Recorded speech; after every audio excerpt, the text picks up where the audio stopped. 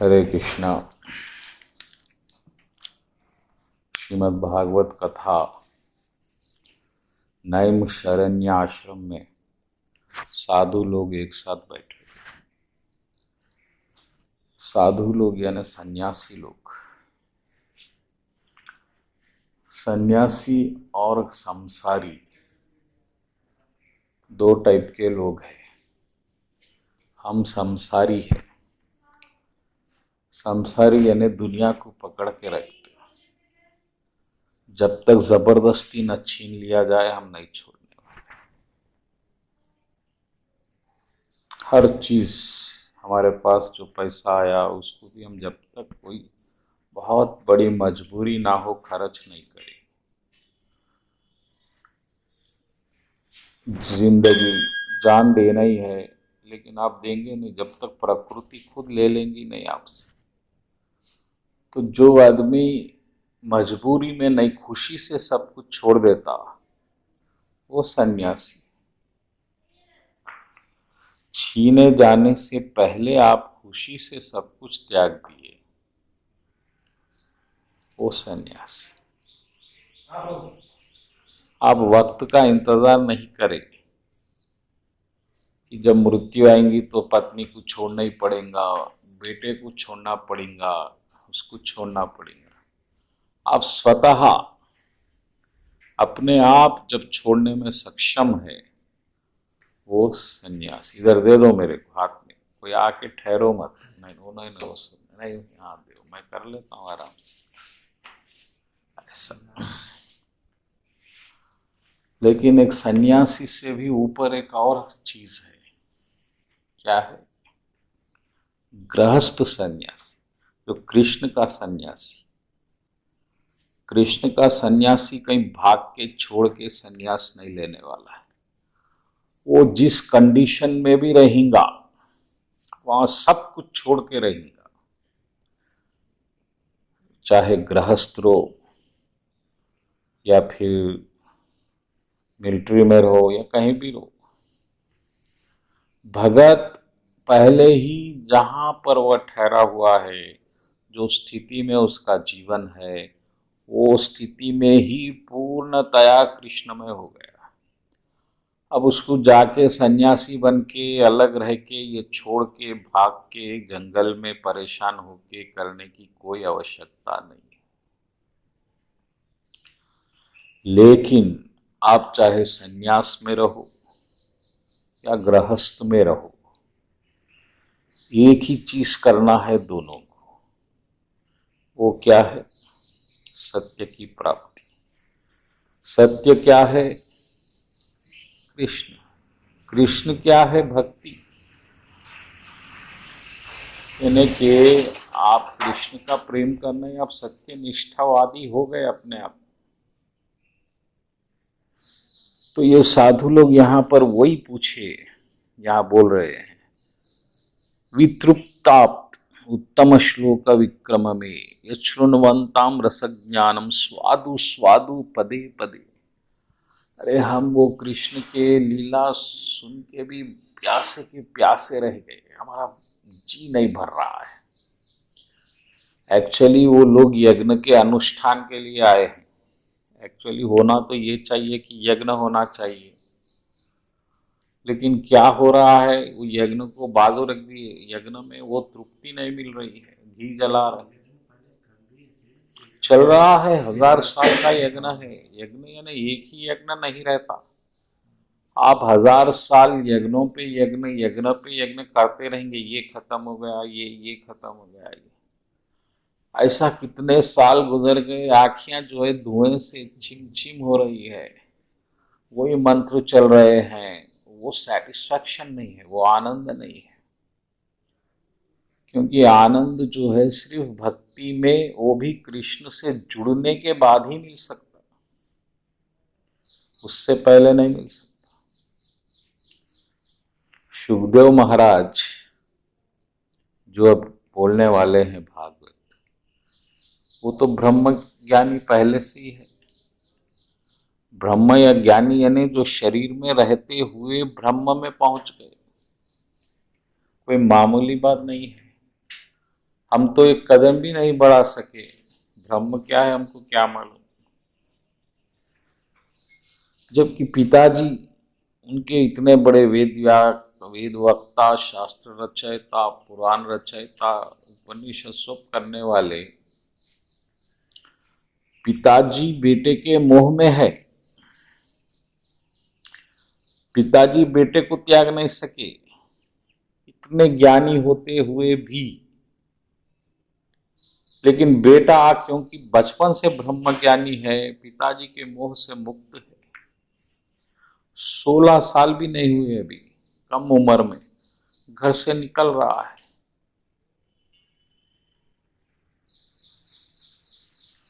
पिताजी मैं ये सब नहीं रह सकता जंजाल में, मैं जंगल में जाऊंगा आराम से रहूंगा।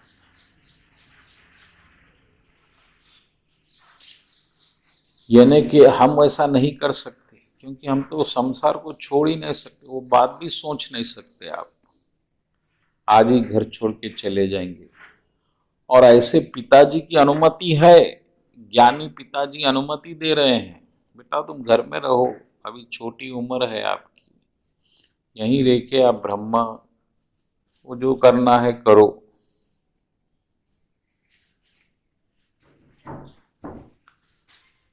इतना हाईली एलिवेटेड कॉन्शियसनेस है सुखदेव महाराज का। और पिताजी भाग रहे हैं जंगल में पीछे बेटे के, अरे बेटा मत जाओ, घर छोड़ के मत जाओ, क्योंकि बेटे का दुख सबसे बड़ा दुख है। बेटा बिछड़ रहा है उम्र भर के लिए, विदाउट एनी रीजन। वहां कोई औरत की लड़ाई नहीं है, बहू आई हटा दी,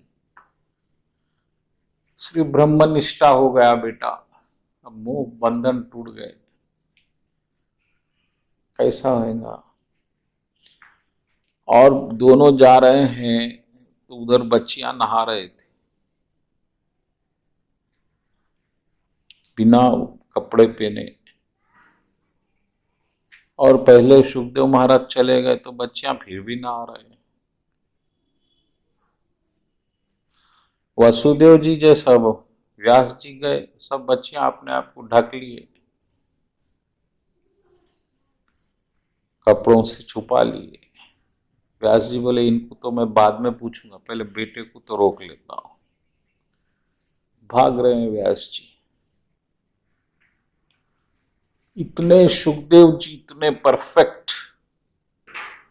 फिर व्यास जी आते वक्त बच्चियों से पूछे, अरे क्या है भाई, मैं गया तो आप लोग शर्म से कपड़ों से छुपा लिए, मेरा बेटा गए तो नहीं छुपाए, क्यों? क्योंकि आपका बेटा अब मर्द और स्त्री, पुरुष स्त्री में भेद भूल गया, उसको एक ही ब्रह्म दिख रहा है हर जगह। मगर आपको दिख रही है अभी भी स्त्री दिख रही है अलग, पुरुष अलग। आप में अभी भी भेद दृष्टि है, भेद दृष्टि। ये भेद दृष्टि ही आपको लड़ाती, ये डॉलिटी है। ये एक आपको अमीर दिखता, एक गरीब दिखता, एक दोस्त दिखता, एक दुश्मन दिखता। आप इसमें उलझ के भगवान को भूल गए।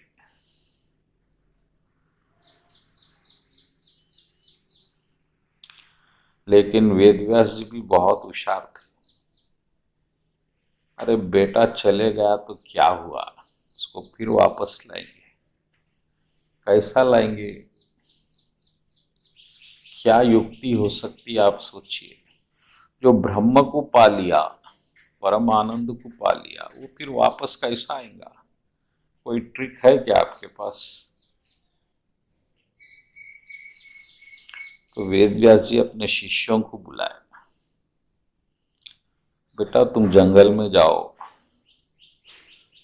और वहां पे एक बैठा हुआ रहता साधु, यंग बच्चा, उसके सामने जाके ये एक श्लोक पढ़ो बस।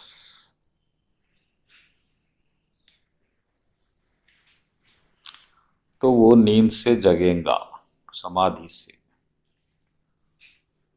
ठीक है, बच्चे लोग आए, उसके कान के पास आके हल्लू खेलते वैसा वो श्लोक पढ़े।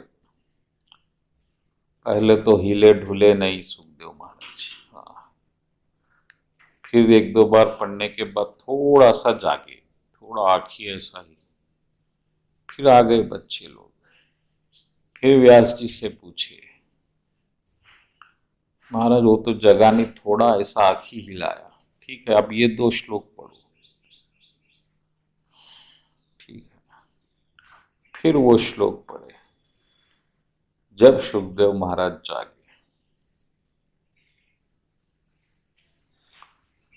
ये श्लोक आप कहाँ से पढ़े? अरे हम तो आपके पिताजी के शिष्य है, ये श्रीमद् भागवत का एक श्लोक है जो आपके पिताजी आपको सुनाओगे। अच्छा, पिताजी मेरे को तो भागवत कभी नहीं बोले, आप तो अब सुनना चाहिए, बहुत टेस्टी इंटरेस्टिंग। वैसे ब्रह्मनिष्ठ आदमी अपनी ब्रह्म समाधि त्याग के एक श्लोक भागवत का,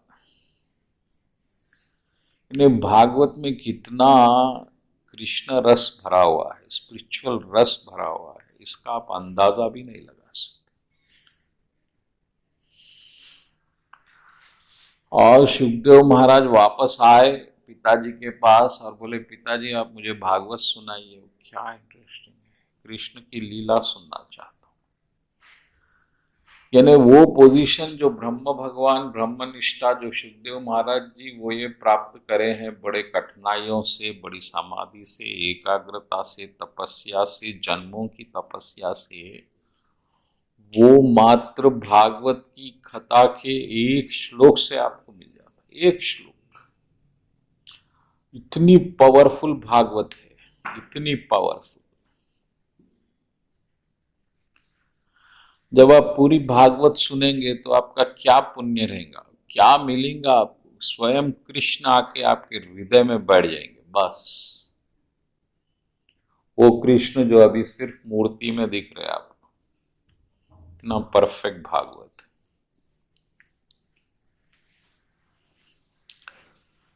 तो वो लीला बोलिए महाराज, बोल शौनक महाराज पूछ रहे हैं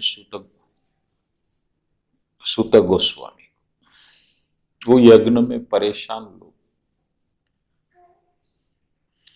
और ऐसा ही ब्रह्म रस, यानी जो ब्रह्म ज्ञानी को ब्रह्म रस मिलता, हमको माया रस मिल रहा है, माया रस। हमारा भी अपना एंजॉयमेंट है,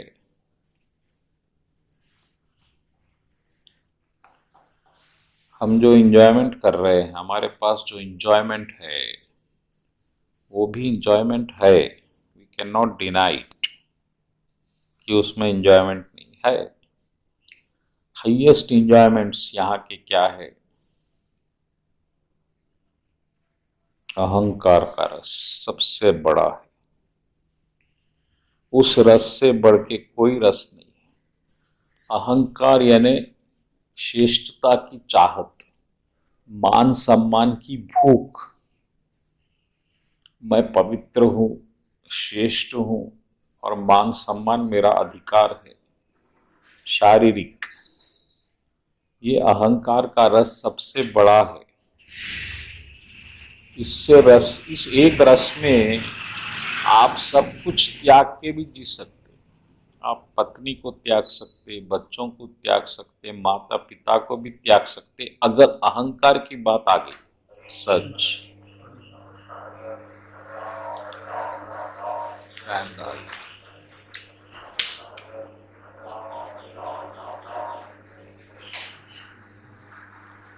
अहंकार की जगह कोई कॉम्प्रोमाइज नहीं, भगवान को भी त्याग सकते। अगर मैं मंदिर में अपमान कर दिया, आप बोलेंगे भाई ये मंदिर तो मैं नहीं आ सकता, मैं घर में पूजा कर लूंगा। यानी हमको हमारा जो भाव है, मैं हूं, ये भाव जो है वो ये भाव है कि हम श्रेष्ठ भी है, पवित्र भी है। अंधे को अंधा भी बोलेंगे तो गुस्सा आ जाता उसको।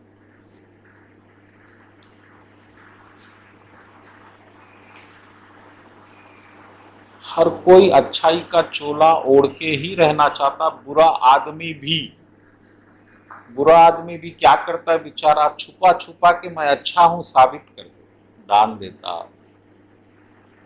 विलन जो रहता अच्छा बनना चाहता बेचारा, कर रहा बुरे काम, लेकिन प्रकट होना जो चाह रहा अच्छा, अच्छे ही, क्योंकि आप अच्छे हैं, हर कोई अच्छे है। ये सबसे बड़ा रस है माया का, ये बहुत डेंजरस है। इसके बाद और रस है, पुत्र रस, पत्नी रस, माता रस, पिता रस, एक एक रस है, इसको आप इंजॉय करें। जो माँ रहती, जो बच्चा जन्म देती, उसके मूवमेंट्स बच्चे के जो होते उसमें इंजॉय करते, उन्हें हाथ पांव मार रहा है, तोतली बात कर रहा है, वो इन्हें इंजॉय कर रही है।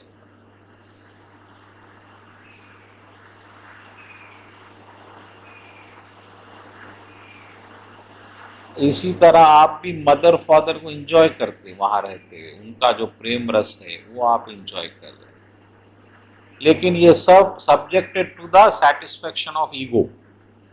ये सब जब तक आप एंजॉय करेंगे, जब तक आपके अहंकार मीटर का लेवल बना के जो चल रहा है।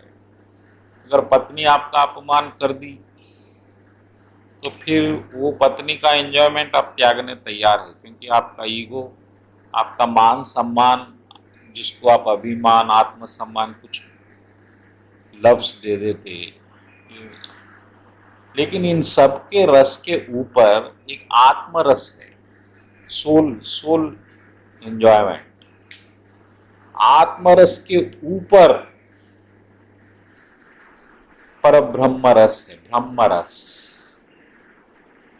इसके ऊपर परमात्मा का पर ब्रह्म रस, इसके ऊपर कृष्ण भक्ति का रस।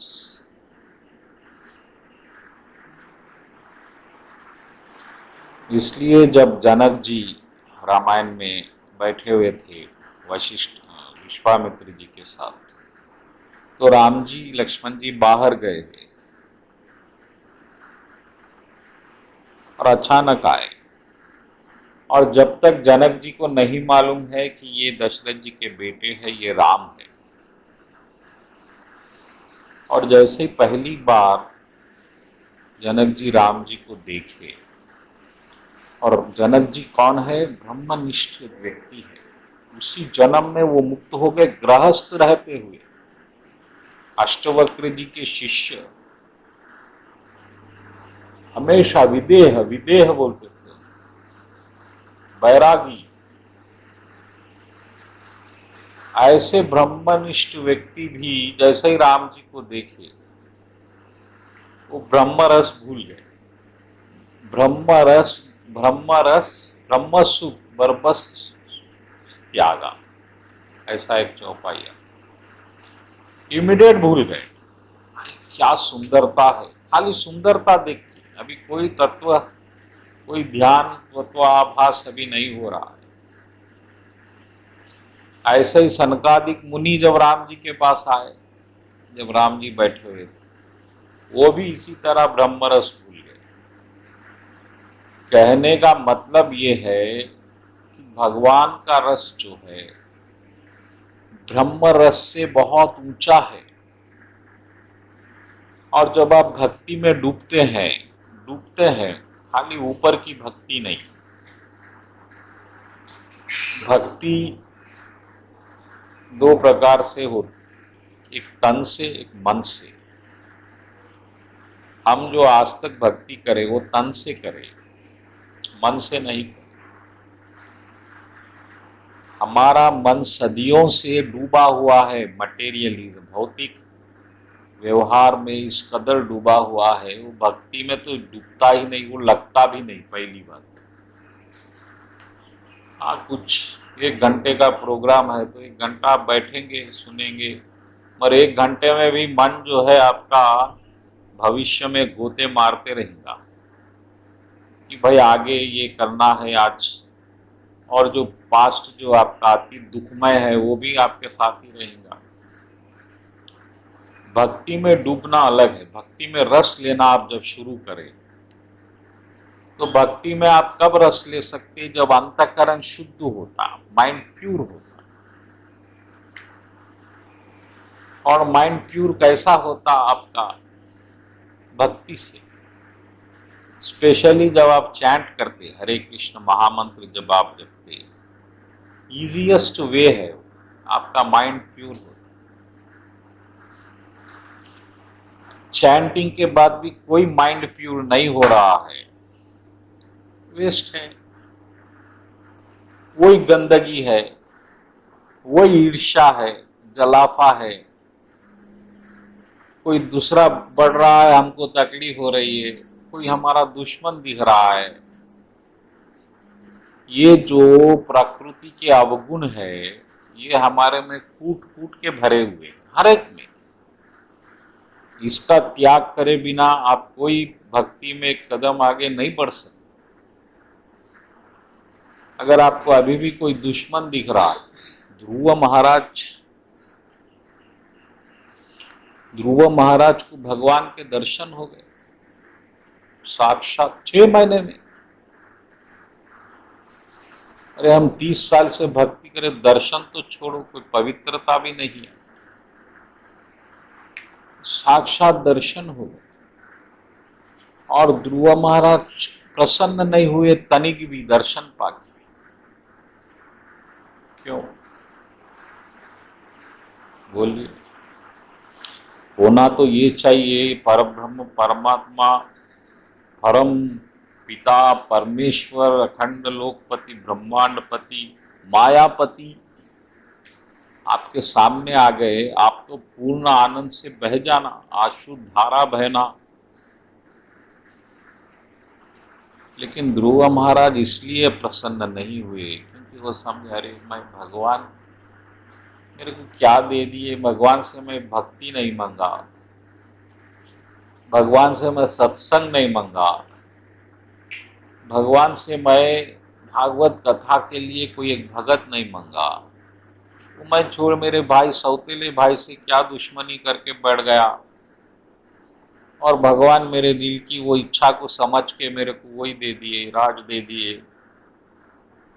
ग्रह दे दिए, प्लैनेट दे दिए, एक राज के पूरा ब्रह्मांड ले ले भाई, एक प्लैनेट दे दिए भगवान। क्यों? क्योंकि वो ध्रुव की इच्छा थी। लेकिन मांगना क्या चाहिए? आप पुलिस स्टेशन में है, जेल में, और जेलर आके बोला जो मांगना है मांग लो, तो आप क्या मांगेंगे? जेल में बिरयानी दिला दो, साहब शराब पिला दो बोलेंगे तो बेवकूफ है आप। और यही हम कर रहे हैं। कृष्ण सामने है, हम क्या मांग रहे हैं? भगवान ये हो जाए, वो हो जाए, ये पोस्ट मिल जाए, ये पैसा आ जाए, ये शादी हो जाए, ये बर्बादी हो जाए।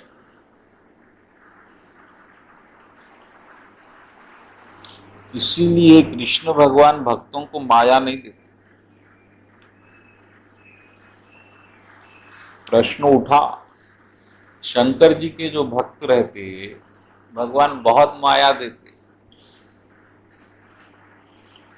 आपको पैसा होना, शंकर जी को पूजिए, बेलपत्री लाओ चढ़ाओ, पानी दोनों भी फ्री मिलने वाले चीजें, और बहुत माल मिलेगा। लेकिन किशन जी को कुछ भी चढ़ा लो,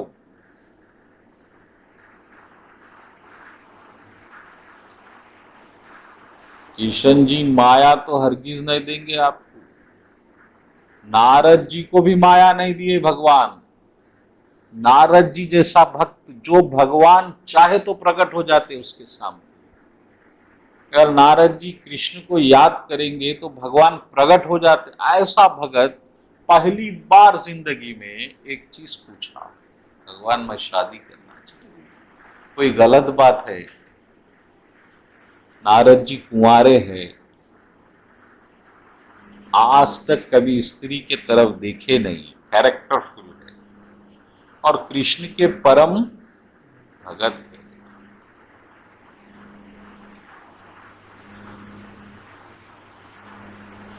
होना ये चाहिए। भगवान पूछते, भगवान दे देना, एक बच्ची क्या 10 बच्चियों से शादी करवा आप, लेकिन नहीं। और उल्टा भगवान उसको बंदर बना दिए नारद जी। नारद जी जैसे भगत को भगवान बंदर बना दिए, तो हम जैसे भक्तों की क्या हाल है, जो कि पहले से ही बंदर है। भगवान बोले माया नहीं दे सकता मैं भगत को।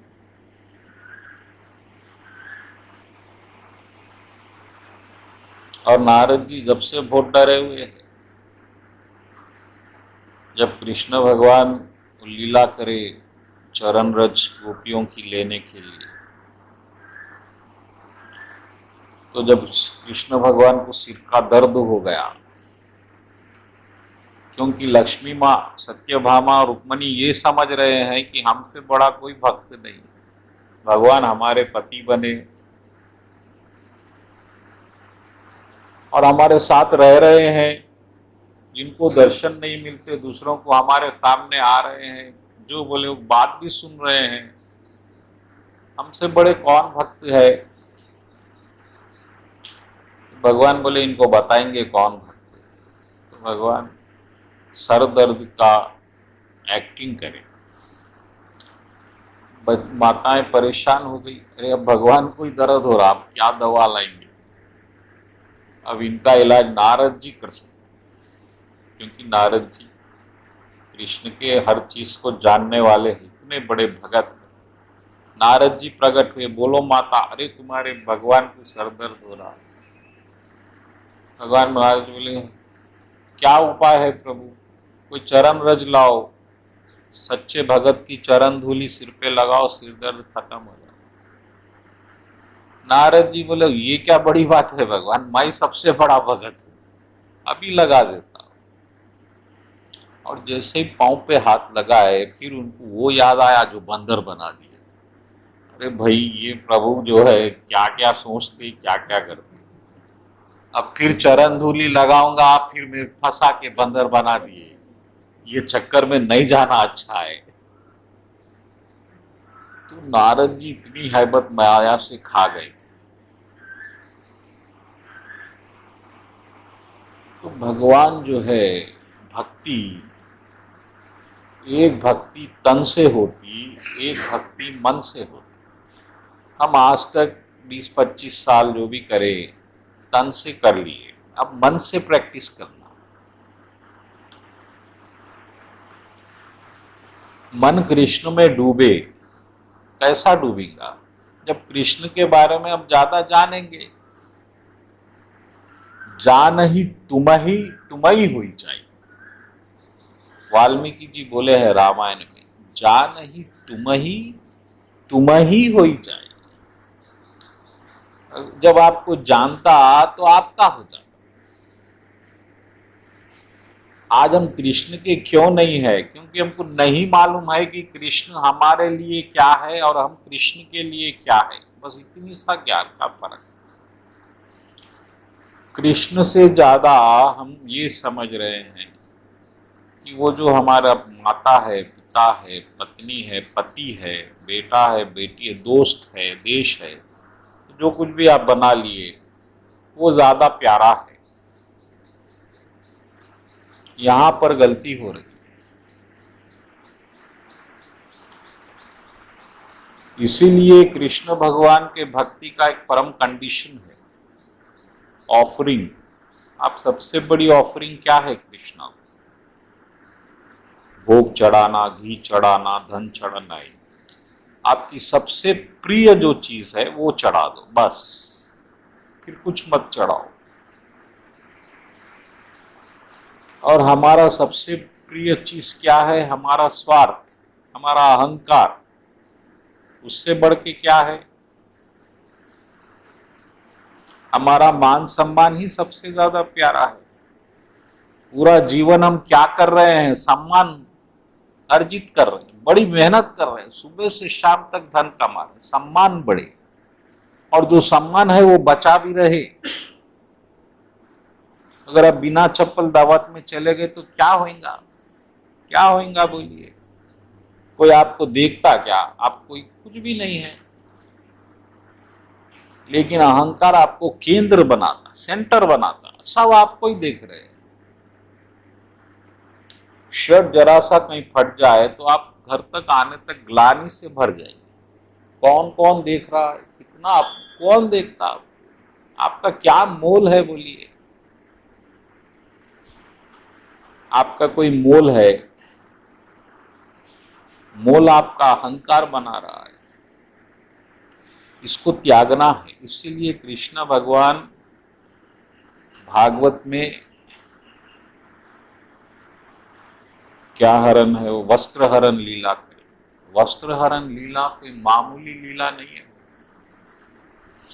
क्योंकि स्त्री के लिए सबसे बड़ा सम्मान उसकी लाज है, उसकी शर्म है। और भगवान बताए गोपियों के वस्त्र हरण करके यहाँ आके वस्त्र लो नग्नावस्था में,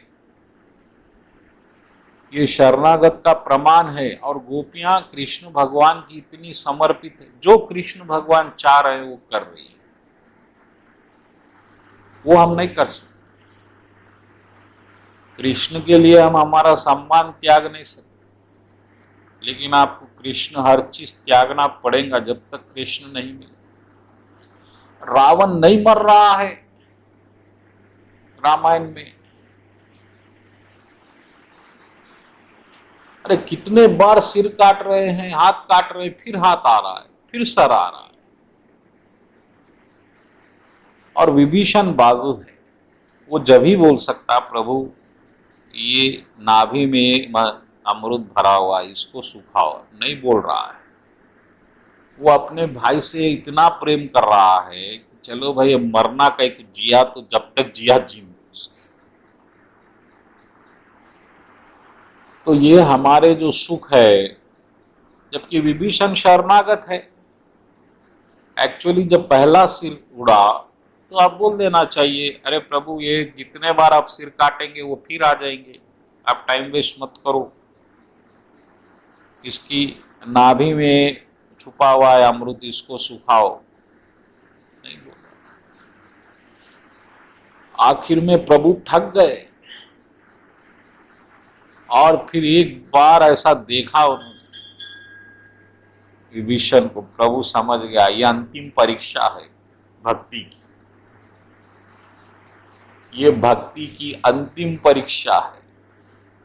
अब यहां अगर नहीं बोलेंगे तो भक्ति गई, शरणागत नहीं है।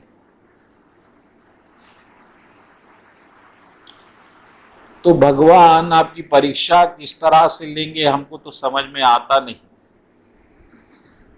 लेकिन हम तैयार रहना है।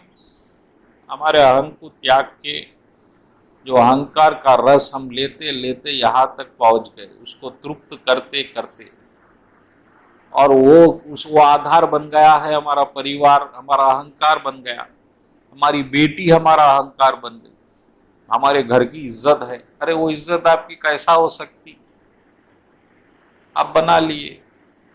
अब बेटी गलती कर देंगी तो आप तड़पड़ा जाएंगे, विचलित हो जाएंगे, घायल हो जाएंगे।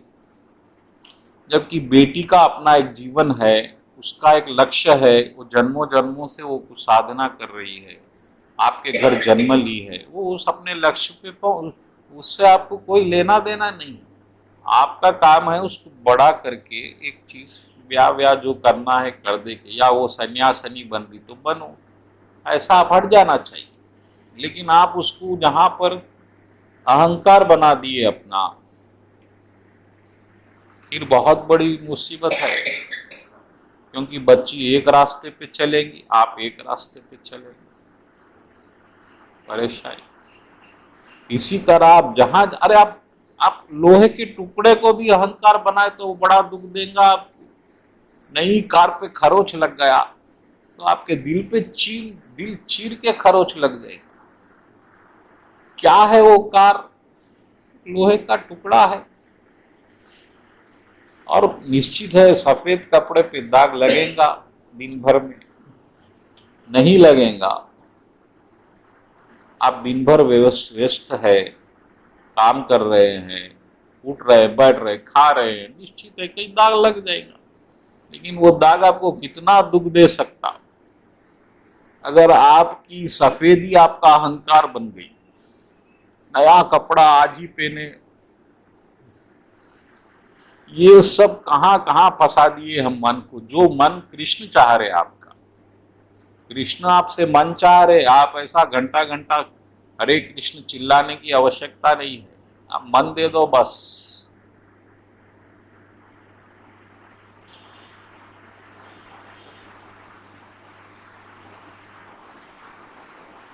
लेकिन मन तो हमारा पहले से ही ऑक्यूपाइड है, बिजी हो गया है, अब उसमें कोई स्पेस नहीं है। अब डिलीट कर भी नहीं सक रहे हम एक चीज, फाइल्स जो है फुल हो गए, कोई एक फाइल खाली नहीं है जहां कृष्ण को बिठाए। और कृष्ण का बड़ा कंडीशन है कि भाई वो दिल का कचरा साफ करो, मैं आके बैठता हूं। अरे तुम मामूली मंदिर साफ रखते, बार बार घसट। अब जब कृष्ण को दिल में बिठाना है तो दिल साफ होना चाहिए ना। अब सब गंदगी आप भर लेंगे, फिर कृष्ण आके बैठ जाए, कैसा हो सकता। और कृष्ण का एक कंडीशन और है, मेरे को दिल में बैठाना है तो दूसरे को मत बिठाओ भाई, मैं किसी के साथ नहीं बैठ सकता। मम एकम शरणम। आप बाहर कितने कमरों में सबको बिठा लो, दिल में मैं बैठना चाह रहा हूं। लेकिन हो ये गया है, हम कृष्ण को कमरे में बिठा दिए, दिल में सबको बिठा दिए। इसलिए न माया मिली न राम।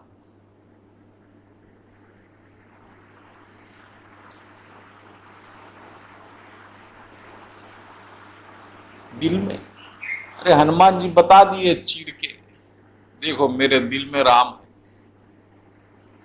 सबके दिल में राम है, लेकिन सुप्त है, प्रकट नहीं है। अब वो राम का क्या काम है?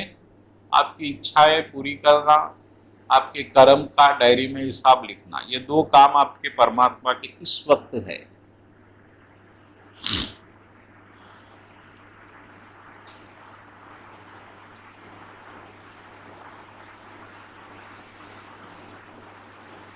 तो यहां पर इतने बड़े सन्यासी महाराज लोग गैदर हो गए हैं, हजारों नैमिषारण्य आश्रम में, यज्ञ पे यज्ञ कर रहे हैं। लेकिन कोई तृप्ति नहीं मिल रही है। क्योंकि देखिए, कृपालो महाराज एक बहुत अच्छा फॉर्मूला दिए, आप लोग भी सुनो। वो बोले कृष्ण का नाम कृष्ण हटा दो, एक और नाम रखो। क्या नाम है? आनंद रखो, आनंद, एंजॉयमेंट।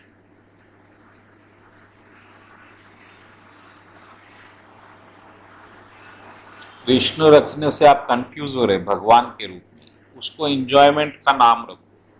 आपको क्या चाहिए? एंजॉयमेंट चाहिए। क्योंकि आप मामय वंशो, आप इंजॉयमेंट से निकले हैं। आपको क्या चाहिए? इंजॉयमेंट चाहिए। तो वो इंजॉयमेंट ही है, आप भी इंजॉयमेंट ही है। लेकिन आपको कैसा इंजॉयमेंट चाहिए? वही इंजॉयमेंट चाहिए जहां से आप निकले।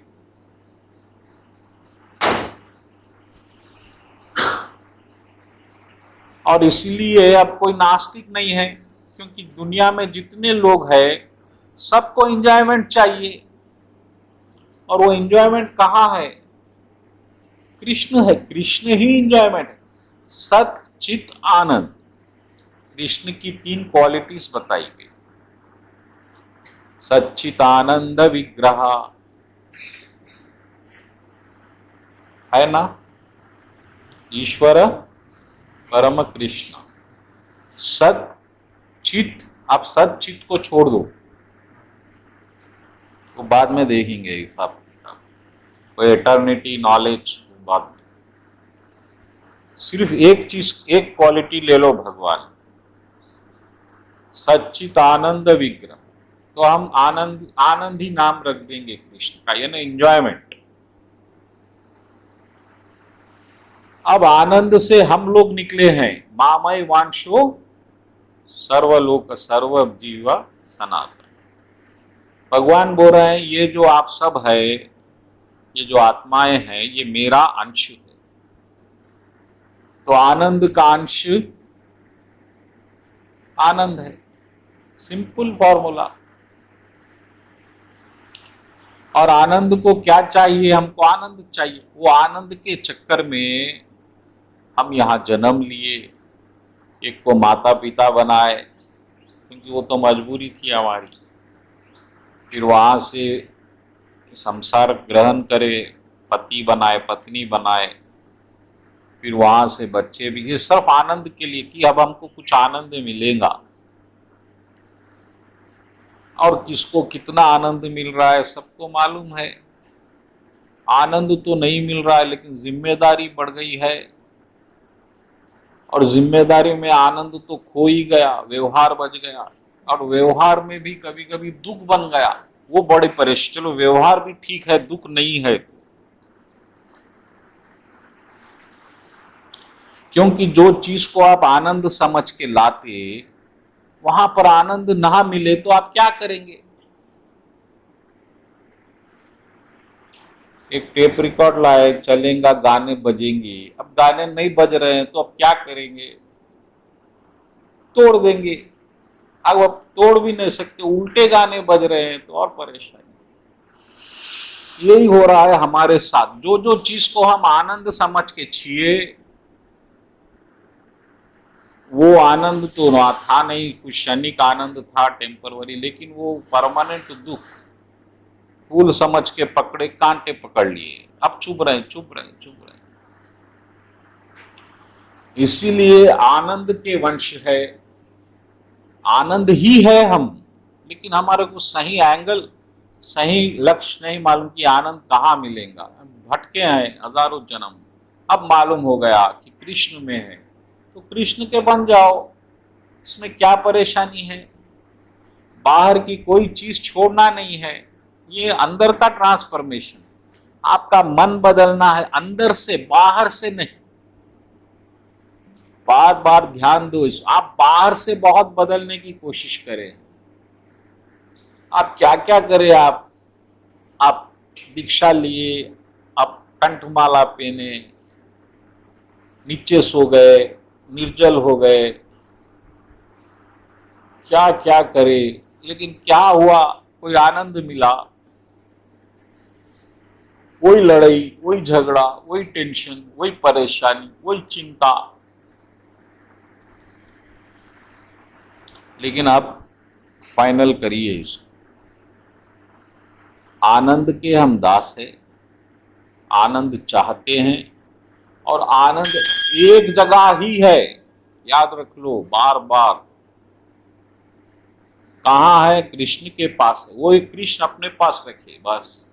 खुद को बांट दिए माया में, अपना ऐश्वर्य बांट दिए, लेकिन जो प्रेम है, प्रेम का आनंद अपने पास रखिए।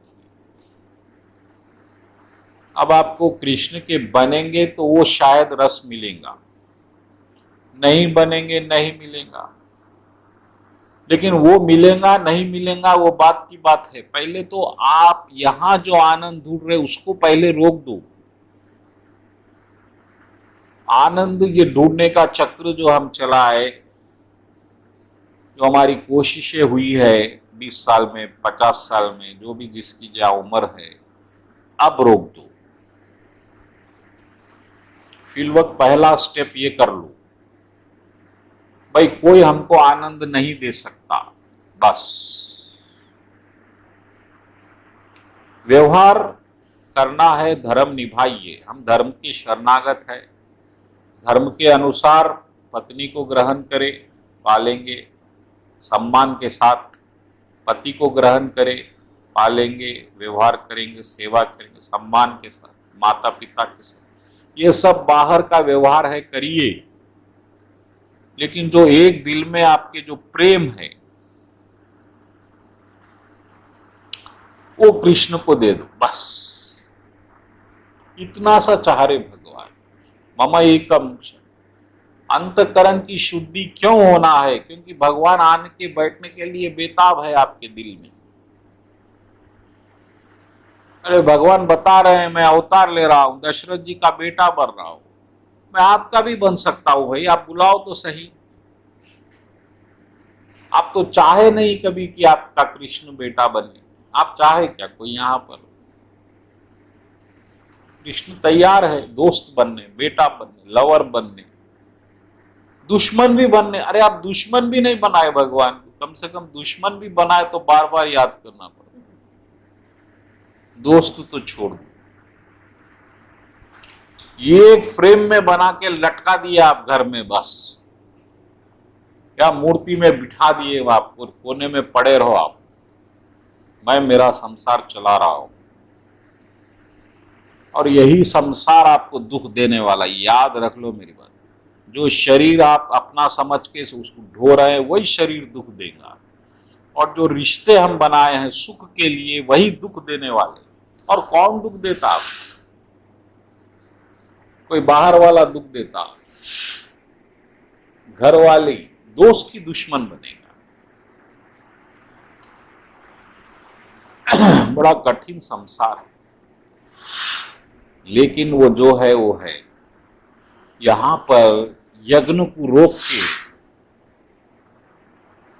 यहां पर इतने बड़े बड़े ब्रह्म सिद्ध ब्रह्मनिष्ठ व्यक्ति भी ये बोल रहे हैं भगवान हमको कृष्ण की लीला सुनाओ। हम ये यज्ञ की अग्नि से बेजार हो गए। अब वो कृष्ण की बात करो, वो कृष्ण जो स्वयं धरती पे प्रकट हुए, यशोदा माँ के गर्भ में क्यों आए प्रभु?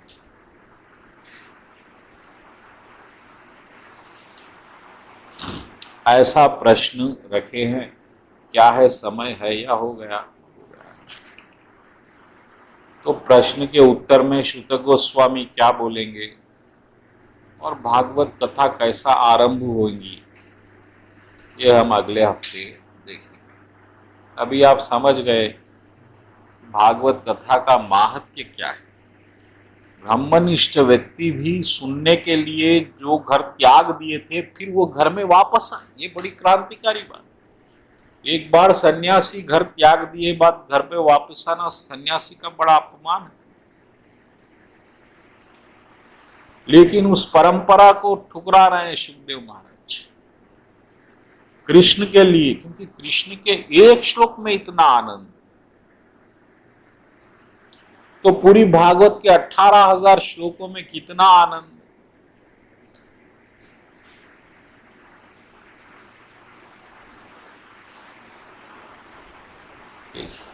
बोलो कृष्ण कन्हैया लाल जी।